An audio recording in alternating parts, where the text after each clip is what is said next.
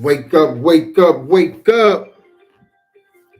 And if you shut up, you just might learn something.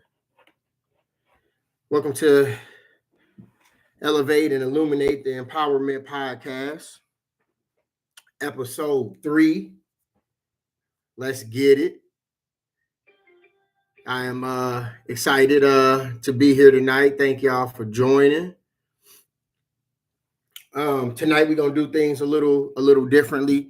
We jumped right into episode 1, the debut with the guest Dontel Keys, youth pastor, powerful story. Appreciate y'all all for joining in for that. Last week we had Thomas Hunter.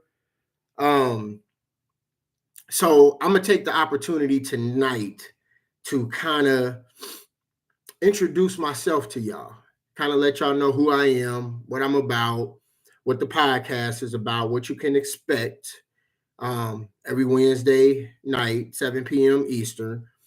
As well as give you a little background on me, the nonprofit organization that I started, Iron Sharpens Iron, WAST, that's WAST, an acronym which stands for We Are Stronger Together.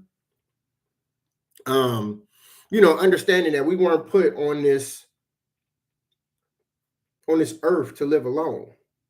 So a lot of times we take on obstacles and trials that we deal with in our life. We tend to feel the need to take them on by ourselves. And that's not what we're called to do. So, our motto is we are stronger together, meaning there's strength in numbers. So the more people / organizations that we partner with, the better our chances are to have a greater impact. And so that's what we're all about, taking our mission, our vision, and finding organizations that align with our mission and our vision and our overall purpose. That way we can reach more people and have a greater impact, which ultimately not only affects me, not only affects individuals, but it affects us collectively as a community, as a society, as a country. Because,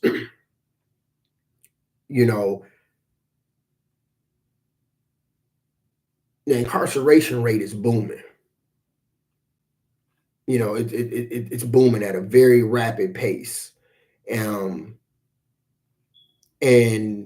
society is feeling the effects of all these men going to prison and being out of the homes. So that is something that we definitely need to address. That is something that Iron Sharpens Iron addresses, and we diligently work towards. The organization, the Iron Men, everybody that's involved with Iron Sharpens Iron, the work that we do has become a lifestyle for us. So we're going to jump into that a little bit. And then I want y'all to hit the chat room. I want y'all to come with the questions. Let me know questions that you may have, things you want to know, and what your has. That way I can be more equipped with the guest and who I bring on here, that I am delivering the information that you all seek and want to hear. And collectively we can have conversations about those things, and we can build and we can grow together. So that's the ultimate goal. So again, tonight is going to be a little different. I appreciate y'all. If you haven't already subscribed to the channel, make sure you hit the subscribe button. If you're informed and you're empowered by what I'm doing, definitely hit the like button. And let's grow this thing, with the mindset that we are stronger together. And that's what it's going to be. So before I jump into that, I'm going to stay in y'all brain a little bit. I have these inspirational quotes that I send out every week. I send them out on Mondays to carry us through the week, and then I do them again on Fridays to carry us through the weekend, and they're called Stay in Your Brains. So this week's Stay in Your Brain is don't be afraid of making mistakes. Mistakes are proof that you're trying. Stay committed to your purpose. Your breakthrough is on the way. We all make mistakes and have down moments. There are some valuable life lessons that accompany those mistakes or failures that we encounter. The key is not only will we get up, but what we do after we get up. Life is what we make it. So the question is, what you make it? And that was, uh, you know, a word that I wanted to stain their brains with. Um, because when we take that reflective look at ourselves and kind of, look at where we are, where we've been, where we're going, um, we have to ask ourselves, you know, what are we doing? What is the purpose? What is our purpose? Um, and when you do that and you take that reflective look, a lot of times you look and, um, and it's about looking to see if your actions are lining up with what your overall purpose is. What you're making is what you hope to do, what you hope to be, who you hope to become, and the work that you're putting in to do it. And are you putting in the work? We all know life will life. Life will hit you, life will knock you down. We can't escape that. The question is the willpower and the discipline you have to stay the course. Do you have it in you to stay the course and see your purpose, your goal, your plan through to the end? Amidst the hits, the trials, and everything else that we're going to deal with along the way. And we do that by identifying our whys. So before we actually came in, I polled and I received some questions to address. And again, if you have any questions, any thoughts, any things that you want to see or that you're hoping to get from the podcast, please hit the chat room. Hit me with those questions. I'm an open book. I'm very transparent. I'm very real. So, I'm going to answer the questions to the best of my ability. And I'm going to give it to you the way you ask it. I'm going to give it to you. So, I ask y'all to hit the chat room. Flood me with those questions that you may have, things that you hope to get, things you want to know. And let's build. So one of the questions that I received was concerning dating while incarcerated. Did you date while incarcerated? Do you have any advice for men or women on either side of the fence or wall? What should somebody who's new to this dating scene be looking for? What should women in particular be guarded against? So yes, I did date while incarcerated. For those that don't know, I served 26 years in the Department of Corrections. Went in at the age of 18, came out at 44. So for those that have already done the math, yeah, that was 26 years. So during the process of that time, yeah, I did some dating. But personally, I only count the dating scene once I got to the close to the end of my sentence.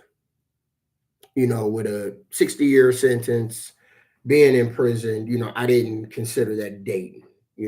I seek female companionship. I communicated with females, but I didn't want to get into this whole commitment dating thing. Like, what are we really doing at this point? I'm stuck behind this wall in this cage. Like, what are we really doing? So I didn't want to set myself up for hurt. I didn't want to set them up for disappointment, failure, feeling like they stagnated their life, trying to focus on me in the position that I was in. I needed that time to work on me, um, and focus on coming back out, being the best version of me that I could possibly be. Um, but as I got closer to coming back out into society, I definitely dated, communicated with quite a few females, because when you're inside, you're around nothing but men. So a lot of times your overall social skill set takes a hit. Um, so I wanted to get back into that groove of you know being a conversationalist. Not just sitting there talking and listening to people tell these old war stories. That was part of my process of building me. So I figured, what better way to do that than to, connect myself with some women that could, you know, help me practice on my social skill set, as well as be my eyes into the world. Um, and that's how I was able to keep up on a lot of things that was going on in society. I was able to learn a lot of things that way from having those connections. Um, one thing I will say is that while dating, you know, being incarcerated, and this goes for the men that are inside as well as the women that are outside, or vice versa, because we have a large women prison population as well. So either way, the entirety, especially if you met while one of the individuals was incarcerated, the entirety of that relationship until the individual gets released, that is a honeymoon period. So you're getting the best of what they're giving. Whether it's the truth or not, you're getting the best. Like, you know, it takes a different breed of individual to like really sit on the paper and in a courting process and just spill out all of their flaws and all of their weaknesses. Those are the things that you actually find out and learn in real time. Like we're selling ourselves on one another. So I say that to say that most of the time when dealing with that kind of situation, once you come out into society, you know, your relationship can stagnate or digress a little bit because what was presented in paper in these 1 to maybe 2 hour visits, depending on what facility you are, like that's not manifesting itself in real time. And that isn't to say that it was all a lie, but like you have to learn to sift and use your discernment. Like if you're getting if you're dealing with an individual and you're like, man, this is, this he or she is too good to be true, it's probably because they are. The thing with like letters, when you're writing each other, you can go back and you can edit your letter. You can go back and edit it. You can kind of gauge the impact that it'll have to the person reading it. So you might scratch out something like, nah, maybe I'm a little too real, or nah, I don't want them to know that yet. And then chances are you replace it with roses, something that they want to hear or that will be endearing to them. Um, in real life, in real time, you don't get to edit.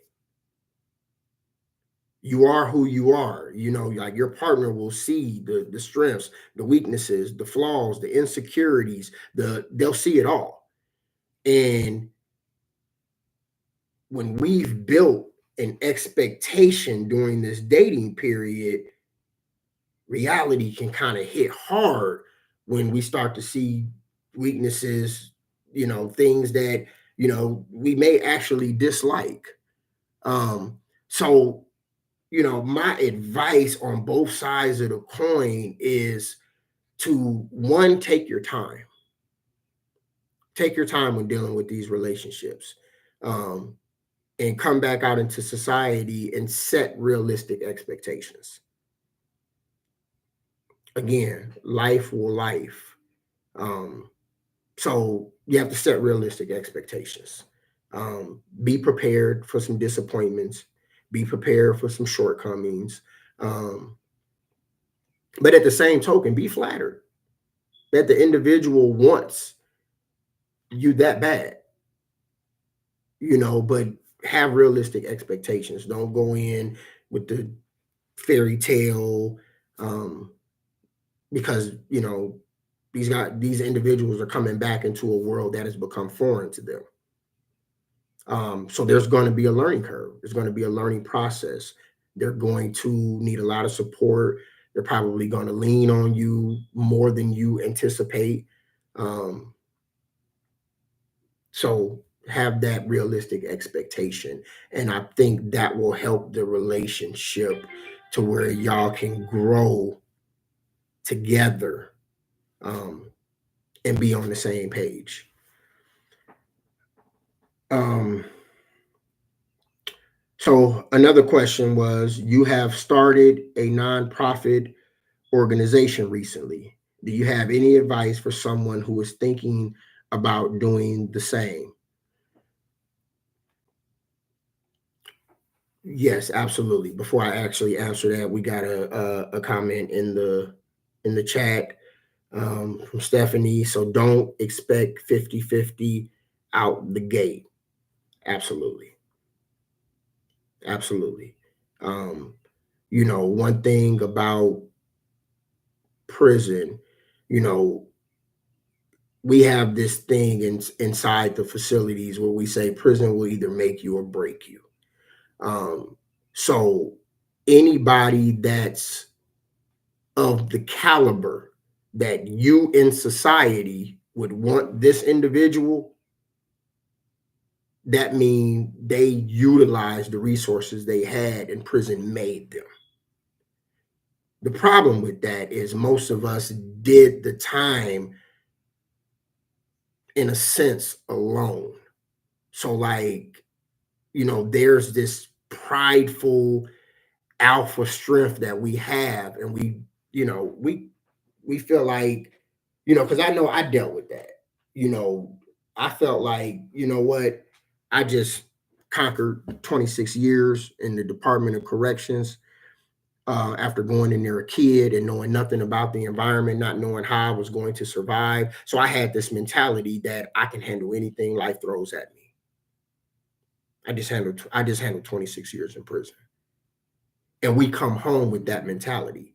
Like we can handle everything. We got the answers. There's nothing too heavy for us. And so we come out with our heads high, chest stuck out, like we got all the answers. So sometimes we don't want help. It's hard to receive help because we're not used to having the help. And we bump our heads a lot. But it's a learning curve. These were habits that were developed over time, and it's going to take a while for some of those layers to peel off. Um, so, do we come home with the expectation of leading and being that ultimate provider, like right out the gate? Yeah, as unrealistic as it sounds, we definitely do. But for you on the outside that already has the stability, like, don't be so quick to throw yourself in this 50-50 mindset, because you may be disappointed, um in what your expectations were. That's why I say have realistic expectations, and understanding where this individual is coming from, what they're going through, however long they've been incarcerated, how much society and the world may have changed while they were gone. And there's going to have to be a period of grace while life schools them. But the best thing you can do is to help to empower and assure that they remain teachable. Because if they're not teachable, they're going to have a problem and your relationship is going to suffer. So they have to remain teachable. And that is a critical part that you, as the partner or significant other, can play in helping them to get to that place and not, you know, making them feel worse than they're already going to feel. Because, as alpha male, as I spoke about how prideful we can be. Please understand that we're already beating ourselves up enough. And we may just need a little understanding, a push, some encouragement. And if that individual is who you thought they were, they'll right the ship. So in terms of the question dealing with the nonprofit, my advice, I would start with, be serious about what you're about.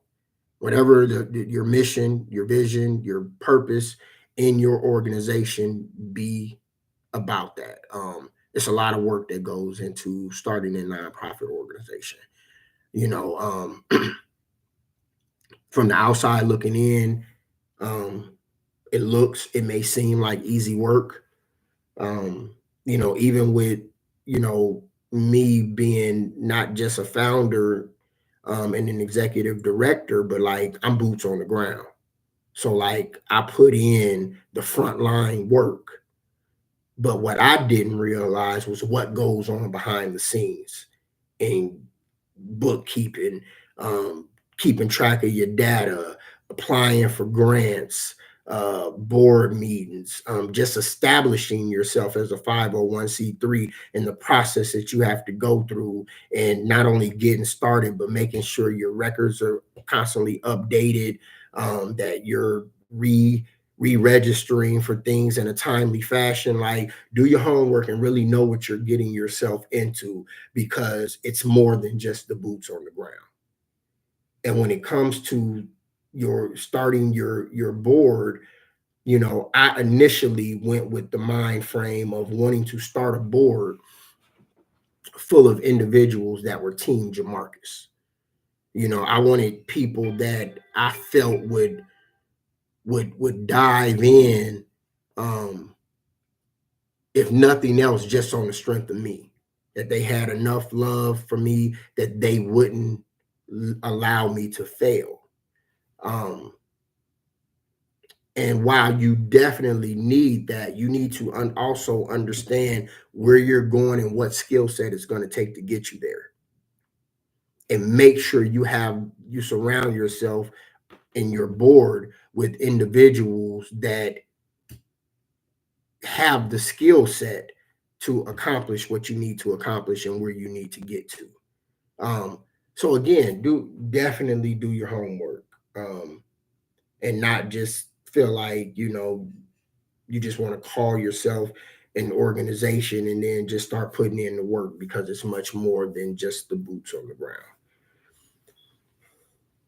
Again, anybody has any comments, any additional questions, things that you want to know, or if I didn't detail or dive into the question deep enough and you still have questions, make sure you hit the chat and let's conversate. I want to make this interactive as much as possible. So Stephanie put in the chat, do nonprofits actually get to make a profit? Nonprofits are not in the business of making a profit. Are there specific ways that, um, under the guidelines and the rules of a nonprofit, that money can be made, that it can become a stream of income? There is, in terms of contracting, outsourcing people, um, and people contracting and outsourcing you. In terms of like what we do, we have a collection of Iron Men, all justice involved, that mentor, life coach. We do MRT training. And with the different work that we do, partnering with other individuals, there are moments where you can be contracted to perform a duty, supply a program for an entity or another organization, and then there is a financial trade-off for your services. But a nonprofit organization, no. Like, even if it comes to the point of dissolution of the organization, then you then donate that money to another organization. So you don't collect money and then, okay, well, I'm tired of doing this, or, this is too much. I don't have the time for it. So I'm going to just shut it down, and then I'm going to just keep the money that I've gotten. No, it don't work like that. You then have to donate that to another organization, um, in in the process of dissolution of the organization. So no, it says nonprofit organization, and that's exactly what it means. They were immaculate with that term. So another question I got was, what might a person look for in finding a church home? And what did I look for? Um, I looked for a church that was grounded. And when I say grounded, I mean grounded in humanity. I wanted to feel welcomed, seen, and that I mattered, that I wasn't just a seat filler. Um, and, a lot of times you go to, to church, and, I didn't want to be, and I don't like being an individual that, attends this church regularly, and, like, no one knows my name, no one knows who I am. Like, I want to be actively involved in the church. And if the church is more focused on the show, that's a problem for me, because I'm not part of the show. I don't want to just be an audience. I want to be part of the body of Christ. So that's what I look for when I come in. When I come in, if they greet you, and, you're seen, and they make you feel welcome, um, that was big for me. And I needed that, because that encourages me to become more involved. And then the more involved you are, then you start to meet people, and, y'all help build up each other. Y'all become each other's accountability partner. You get involved in my relationship, between me and God is one thing. But in terms of being part of the body, like, if I'm just going to rely on my own relationship with him, like, I can do that from home. I don't have to come in and just keep being a body in the seat. So, I look for a church that is, welcoming and has a homely feel, and, you feel invited into that body. And that was big for me. Um, Another one was, you're a newlywed. What have been some or the greatest of your challenges thus far? And what have been the greatest wins thus far? Um, I think the biggest challenge for me was overcoming the communication barriers. Um, you know, again, being just as involved and coming from the facility, it's like we speak a different kind of language in there. Um, Everything's very aggressive, abrasive. Um, because again, we're in an environment where you're only around the same gender. So that was what I talked about when I talked about, just here a few minutes ago, um, that, we feel one thing inside, your that social skill set has been diminished, like in there, you may see two men talking and they will be so aggressive and loud in their talk that you may actually think they're getting ready to come to blows and start fighting. But it's all said out of love. Like we're just alpha males. So we talk loud and aggressive. Um, so one, I had to learn to turn that down when I came home. Um, that had become such habit in me that I think that my tone and the aggressive nature in which I naturally talked, I think it was scaring my wife. um, and that wasn't my intent. Sometimes I could see it on her face, and I wasn't even in my feelings like at all. So I was like, wow, like, why is she a little thrown like that? And like, there's literally nothing wrong with me.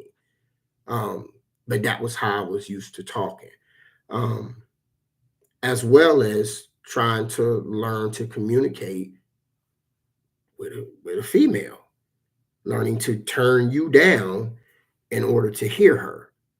And like, I had to learn that in real time, because our relationship started while I was inside.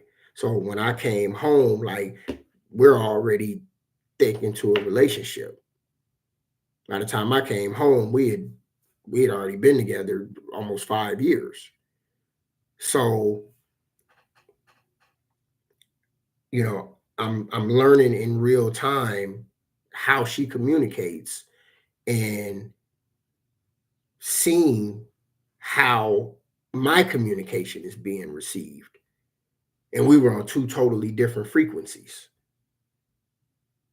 So we had to learn each other in that space all over again.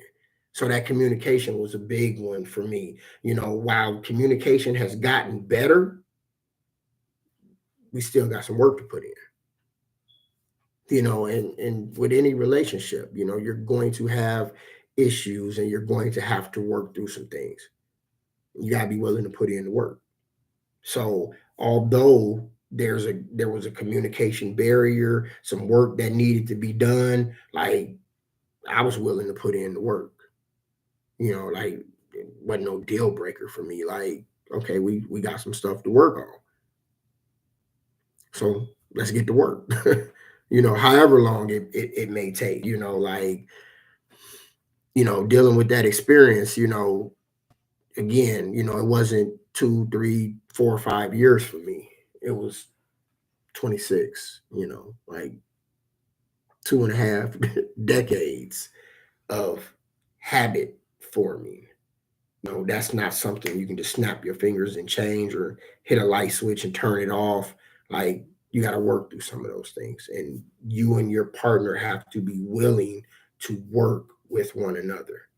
And that's where that remaining teachable comes in at, because in working together, you're going to have to be teachable, because there are some ways, some habits that you have that for your relationship, you're going to have to lose them. You're going to have to lose them. And vice versa. There are some things that will have to be set to the side. There are, some things that have to change, some some things that you may not like. If your spouse loves them, then as a partner, like, you have to enrich their life. So, I was willing to put in the work.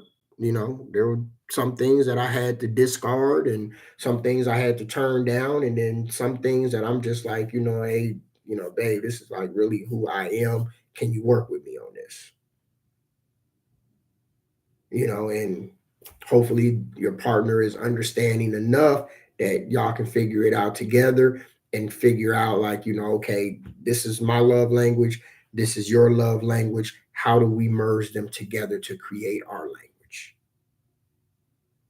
And currently, that's what we're doing. We've identified our love language and we're working on how to mesh them together to form out what our language is. Again, um, I encourage y'all to hit the chat, not just in terms of the questions that I already polled and I have that I'm asking, things that you guys hope to get from this podcast. Like, talk to me. That'll help me in terms of, what guests I bring on, what conversations, what things you guys want to hear, want to know about, want to learn. And even though, I'm just as involved and you may hear me speaking quite frequently about incarceration, it doesn't have to be about incarceration. This is about empowering our communities for life. So whatever it is that you have on your radar that has stained your brain, you want to know about, you want more information about, um, whether it's something you're dealing with or information that you want to gain because you're curious about something that's going on in the world, bring it to me so that I can make sure I put it on the platform and give you guys what you want. I'm here to appease the audience. Any way that I can help to empower you. That's what I'm here to do. We're here to elevate and then we illuminate what the issues are, what we want to do, what we want to learn, how we want to grow. And I'm going to make sure that I bring that to y'all.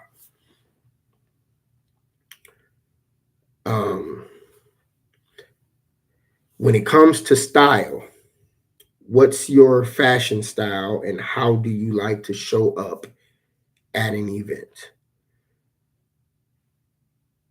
So, again, I was 18 when I went to prison. Um, so I still have, you know, I have a hip hop um hip hop is at my core. You would think that it's my first love when it comes to music, but it's actually jazz. Jazz is actually my first love when it comes to music. But when it comes to fashion, I've always loved hip hop fashion. Um, but I also understand that um, I'm not 18 anymore. I'm 48. Um, and I'm a founder and executive director of an organization. Um, I'm a face for my employer as well.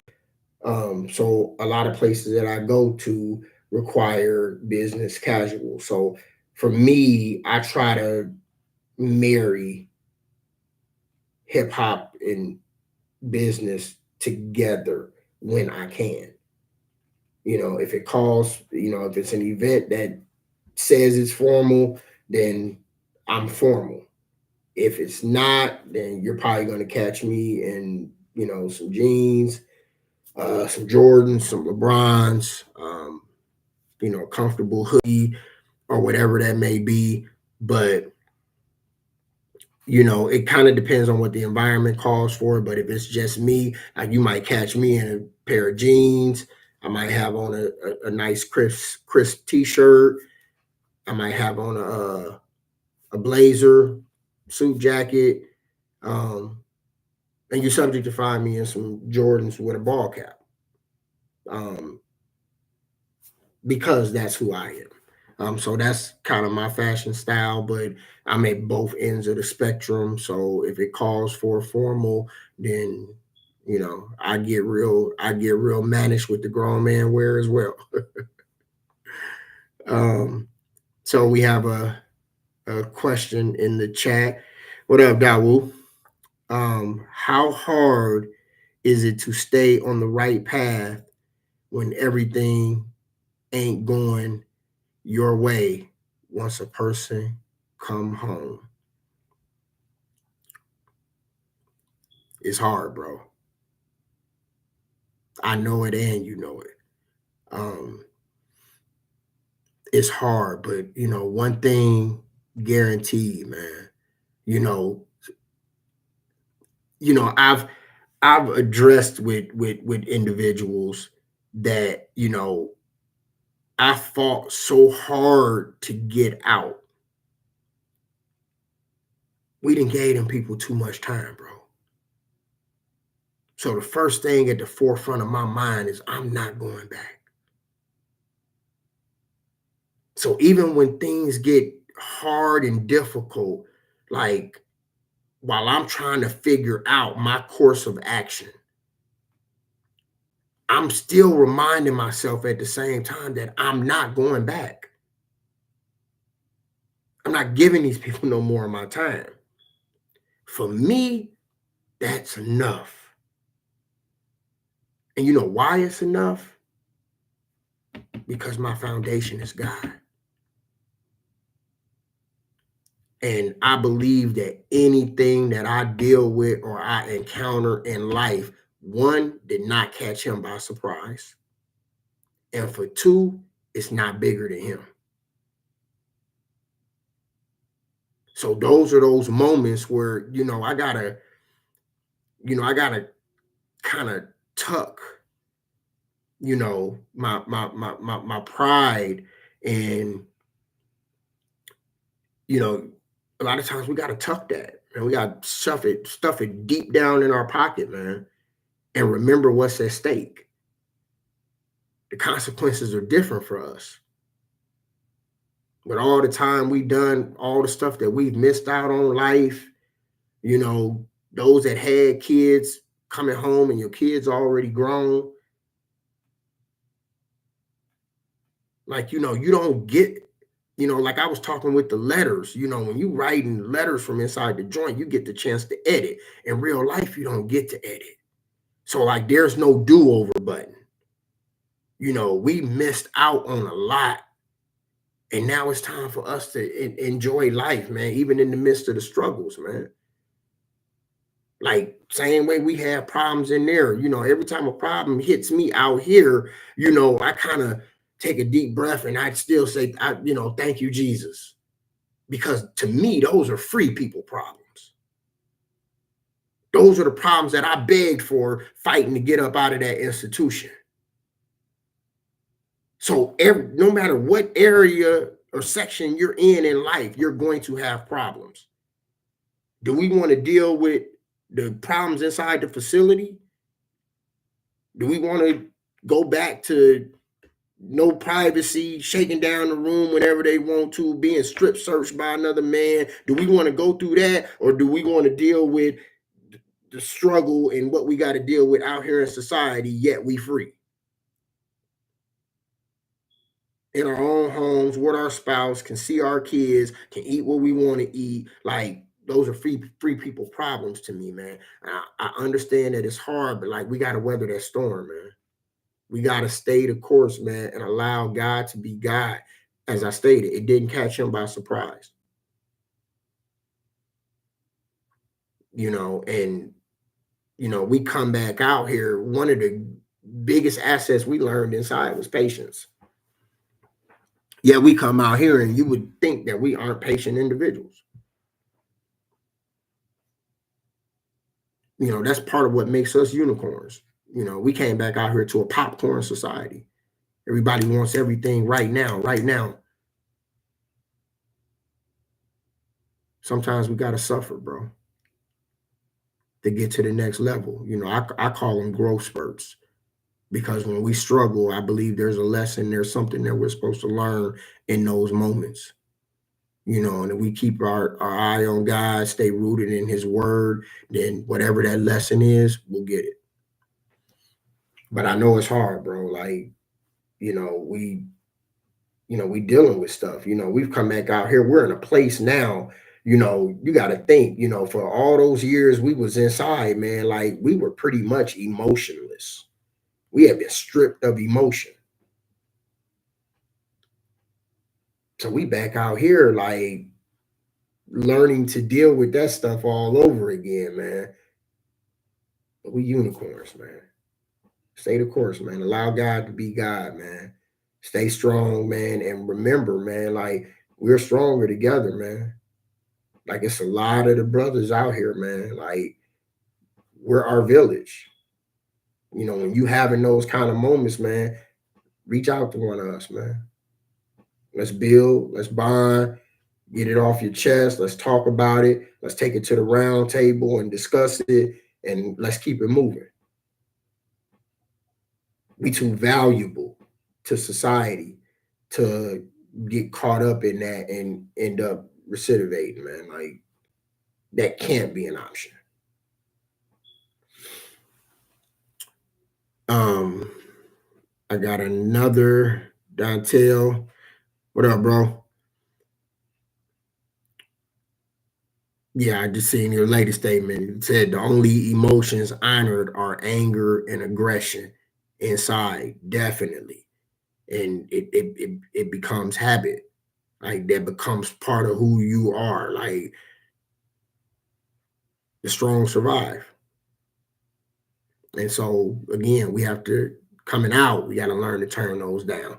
Absolutely, because we getting back in touch with the emotions, but the only emotions that were honored inside that we've groomed is anger and aggression. So Dontel asked if there are three people you could dialogue with, present or past, who would it be and why? If there are three people you could dialogue with, present or past. The first one, the first one would be Jesus. Um, I would want to dialogue in terms of gaining more understanding of his word, as he spoke in parables. Um,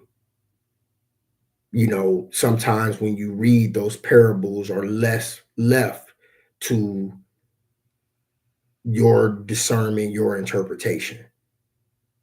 I would love to hear from him exactly what the scriptures mean, um, and just in terms of the way I see the world, um, and the way I operate in the world, his view on that, because the goal is to become Christ-like.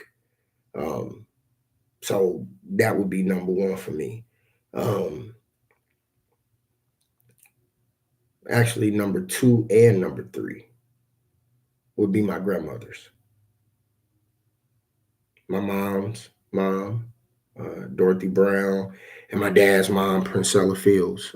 They both passed away while I was incarcerated, um, and they were big, integral figures in my life and how I grew up and things that were instilled in me.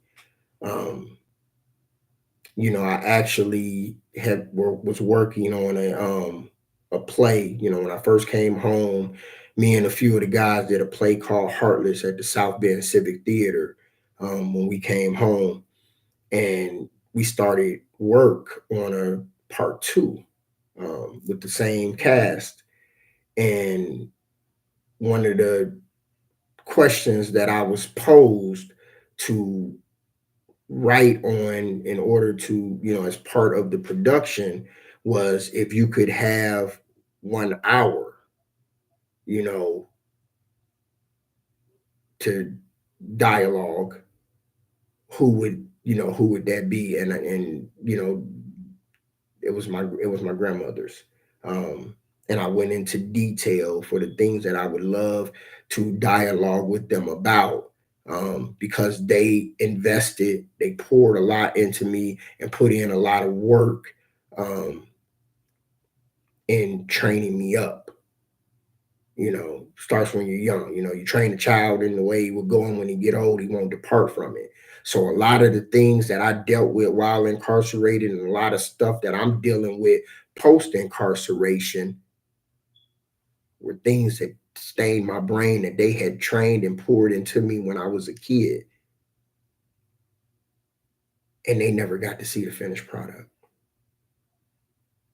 And I know that's life. A lot of times you don't get to see the finished product. Sometimes it's just your job to plant a seed, and that seed may not grow and manifest itself until long after you gone, when the right individual later on in life comes through and waters it, and it's able to be fertilized the proper way. But I would love to be able to dialogue with them, and to let them know that you know I heard them back then, um, and to introduce them to who and what I became. Good question, bro. So Dawood asked, as you know, I went back, but the key thing you said was God, and I didn't have him at first, but now I do, and I got everything I need, but it's brothers that need to hear that. Absolutely, bro. Absolutely. Um, yeah, they definitely do. That was a good question. I thank you for putting that in the chat, so that it was something that could be addressed.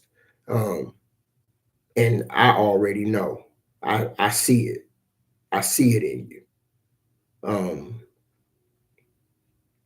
that's one thing. Like in the debut, Dontel was saying how you know we may be the only Bible that some people read,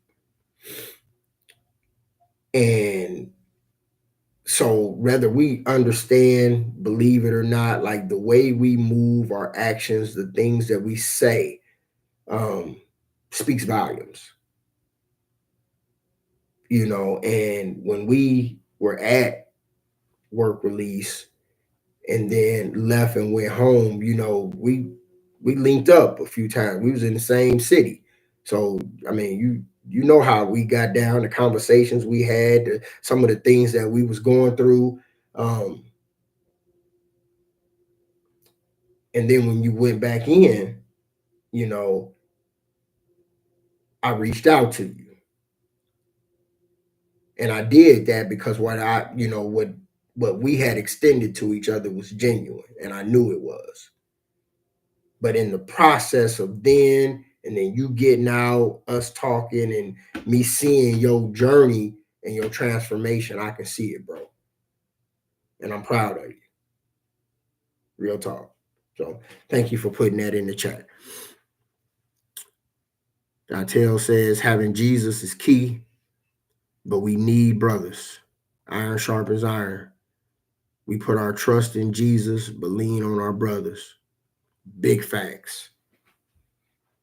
That's why, we're each other's village. Lean on each other, man. Like I know when I see, my loved ones that, you know, I light up. I light up. For one, I know is genuine, and I surround myself with like-minded people. So like I know when I run into Dante, I know when I run into Dawu, like they getting ready to pour into me.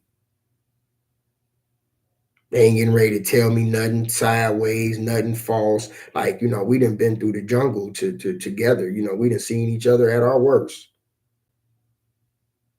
Ain't no embarrassment, nothing. Like, we help build each other, man, because we want to see each other win. And that's what it is, man. And I know what that does in terms of fueling an individual. That's why I go so hard with iron sharpens iron, because I know what that brotherhood is like, what it can do, and that it can change somebody's life. Sometimes just having that outlet. Sometimes it ain't even what you say, it's the fact that you was there. That can go a long way.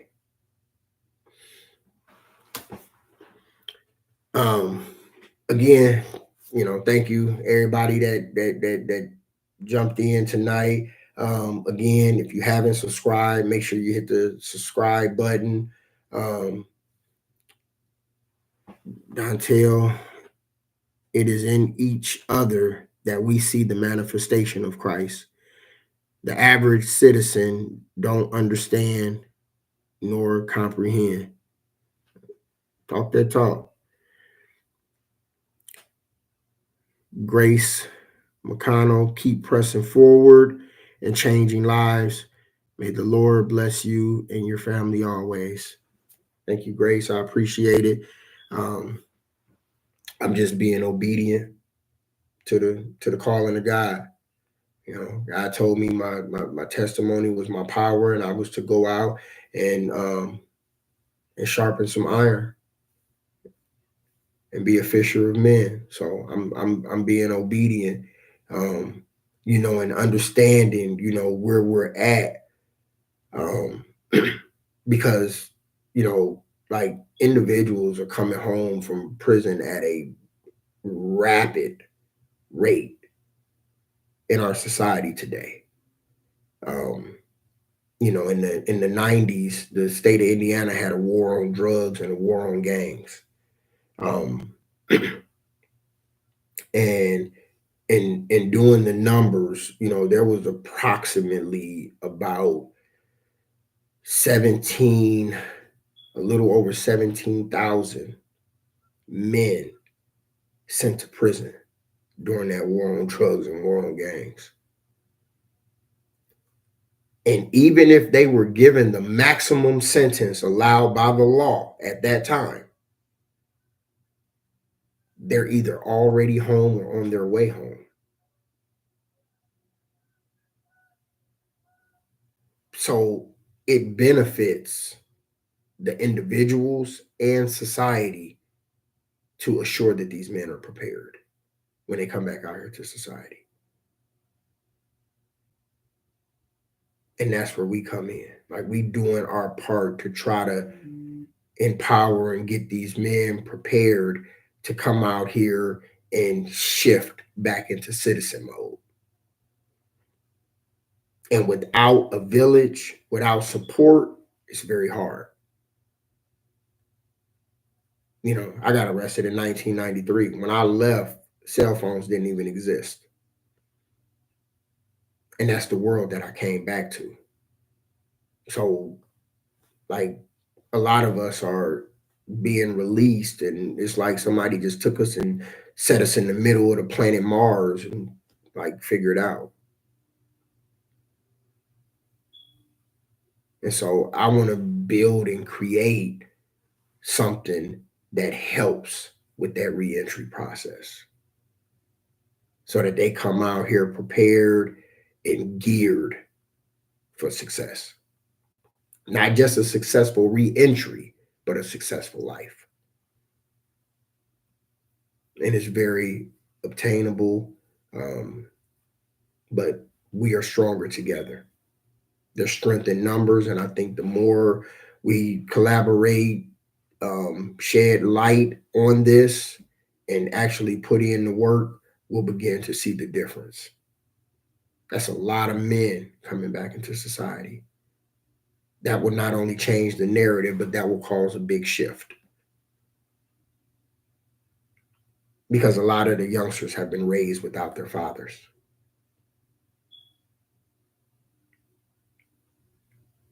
Because a lot of their fathers were in prison. So that puts fathers back in the community, that puts heads back into the household. Like, it does a lot to realign and put everybody back in their proper position. So thank you for that, Gracie, and we will definitely continue to put in the work. So I thank everybody for joining. Man, these hours be going fast. Um, Again, as always, I thank y'all. I appreciate y'all. You can always, iron sharpens iron is always putting in work, in all throughout Indiana. We're not just central Indiana, we're northern Indiana, southern Indiana. And we're always looking for support in terms of men that have the desire to do this kind of work, and mentor, motivate, and inspire individuals. So we can be reached at. You can find more of what Iron Sharpens Iron does and events and stuff that we have coming up by checking out our website at Iron Sharpens Iron, WAST.org. And you can go in there, find out all the information, see who the Iron Men are, see what kind of upcoming events we have. And if you so feel led to, support financially, there's information on there to help support the mission and what we do. And then we elevate and illuminate the Empowerment Podcast. We're here every Wednesday, 7 p.m. Eastern Time. So we'll be back again next Wednesday with a special guest. I got something real informational and powerful for y'all next Wednesday. So please come back and join us next Wednesday. In the meantime, plug in with Iron Sharpens Iron. You can go and check the replays of the previous weeks, and see what some of the other guests have going on, different ways you can connect with them, support them in the missions that they're doing and the work that they're doing. So again, I thank y'all for y'all time. Everybody have a good evening, and I see y'all again next Wednesday. Good night.